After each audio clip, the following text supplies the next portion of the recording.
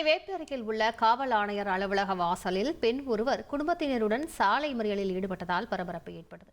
இதன் பின்னணி குறித்த தகவல்களை செய்தியாளர் சாலமன் வழங்கிக்கலாம். சாலமன், வணக்கம். எதற்காக அந்த பெண் சாலை மறியலில் ஈடுபட்டிருக்கிறார்? விவரங்களை பதிவு பண்ணுங்க.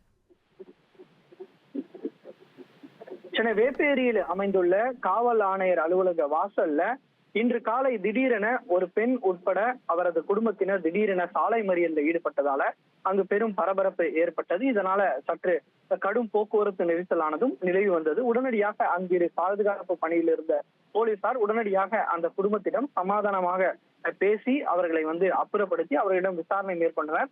எதற்காக இந்த சாலை மறியலில் ஈடுபட்டது என்பது தொடர்பாக விசாரணை மேற்கொண்ட போது இவர்கள் சிந்தாதிரிப்பேட்டையை சேர்ந்த ராஜேஷ் ஷர்மிளா என்ற தம்பதி என்பதும் தெரிய வந்துள்ளது.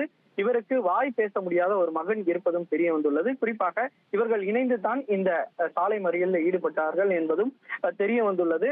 ராஜேஷ் தான் வசித்து வரக்கூடிய வீட்டிற்கு கடந்த 10 மாதங்களாக வாடகை தரவில்லை என கூறப்படுகிறது. இதனால வீட்டின் உரிமையாளரான வழக்கறிஞர் ஒருவர் நேற்று மின்சாரத்தை நிறுத்திவிட்டு அவர்கள் சென்று விட்டதாக தெரிகிறது.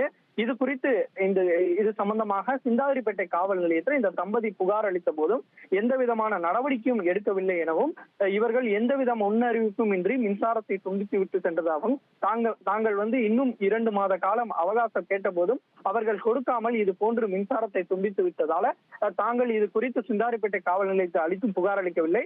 இது தொடர்பாக காவல் ஆணையர் அலுவலகத்திற்கு வந்த போதும் எந்த விதமான புகாரையும் பெறாமல் இவர்கள் தாங்கள் அலைக்கழிக்க வைப்பதாக கூறி அவர்கள் திடீரென இது போன்று சாலை மறியல் போராட்டத்தில் ஈடுபட்டதாக தெரிவித்துள்ளனர்.